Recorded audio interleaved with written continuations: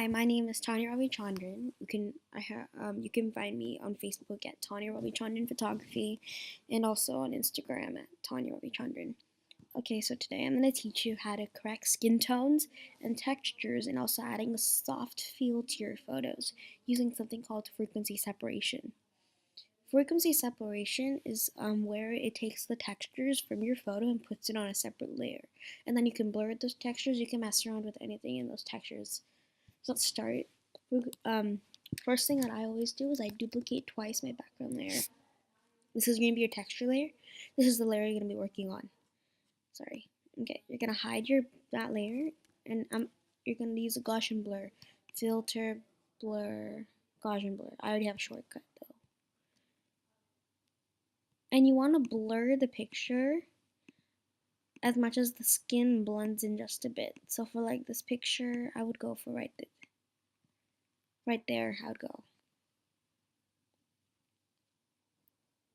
We're going to turn this layer back on. I'm going to move to this layer. Now we're going to go something called image, apply image.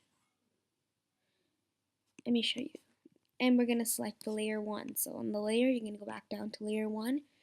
And we're going to set the blending mode to subtract. And make sure your scale is 2 and your offset's 128, opacity 100. And you're just going to click OK. Now this is your texture layer, but it looks like a high pass. So we're going to hide that by putting the blending mode on the linear light. Now we're going to go back down to this layer and grab your Lasso Tool. With your Lasso Tool, you're going to increase your feather depending on the photo, because you really want a soft edge when you're selecting, because you want to make sure, like, let me show you what would happen if you had a 0. If you were to do 0 and just select, it doesn't look that good. It's a very hard pencil. So make sure you always have a soft edge depending on the photo. For this one, I'm going to go a little bit higher on the feathering. Now you're going to select areas that have same lighting or like lighting or any blemishes. So right here is a good part, a really light part. And you're going to do Gaussian blur. I already have a shortcut. Okay. You won't see much what I'm doing right now, but it's making quite a huge difference. I'm going to make a cell selection right here. This may be kind of confusing at first, and I'm not really taking my time right now. I would usually go into detail, and you can adjust this Gaussian blur, but I'm just randomly clicking around for the sake of time. I'm gonna select right around here. This is really good for combining uneven skin tones and just correcting skin. Now you should never try and get into the hair, because this is what happens. Like you accidentally get in there, some black mixes in. Yeah, some of this black mixes in. I'm also going to go around the cheek. It also evens out if you had a red skin tone. It really helps even that out. It's one of my favorite tools. After this, I'll teach you how to do airbrushing, which is just for skin retouching.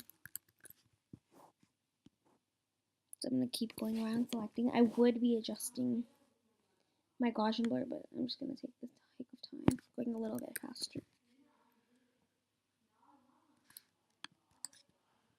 Let me zoom out a bit.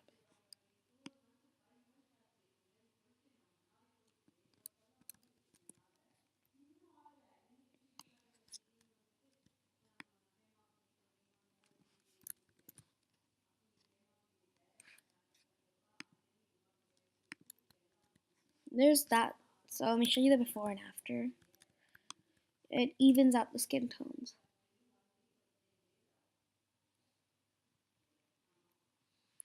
And also you can, now like for removing blemishes, you have 3 types of tools. You have the spot healing young brush patch tool. I'm a really lazy person, so I'm actually going to use the spot healing. I'm just going to create it right there. Just click on the spot.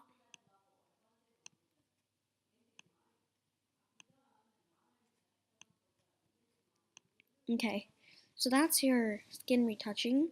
Now I'm going to teach you how to use airbrushing. Airbrushing is a technique that a lot of professionals use, In magazines, it really creates a really soft tones to your photo.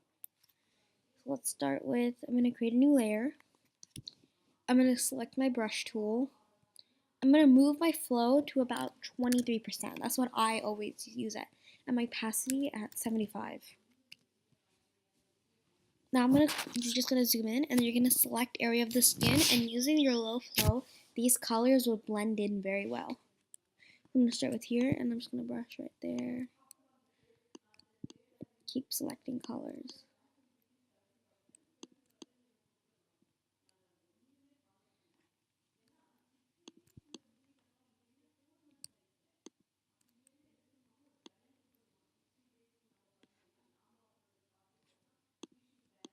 Sometimes this can look quite fake, so I always go back and erase parts and fix up. So I always also paint with a really big brush, and then I go in later and erase parts of the area.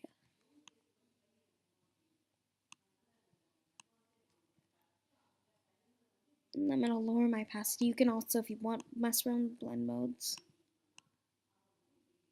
I actually kind of like that. I'm actually going to blur it a bit.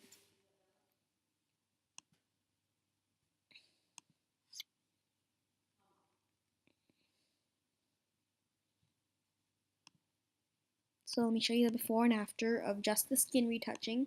So that's what basically airbrushing is. You really don't have to change the blend mode, but I did because I thought it was too strong of a look. I'm actually going to come right here because I think this red spot is kind of annoying me. And it just nicely blends in with a soft flow. So here's your before and after of skin retouching. It really keeps the textures but does not make it look fake. So I think that's pretty much it for this video. Thanks for watching. If you like it, please give it a like. And if you would like, please comment below what type of video you want me to do next. Thanks.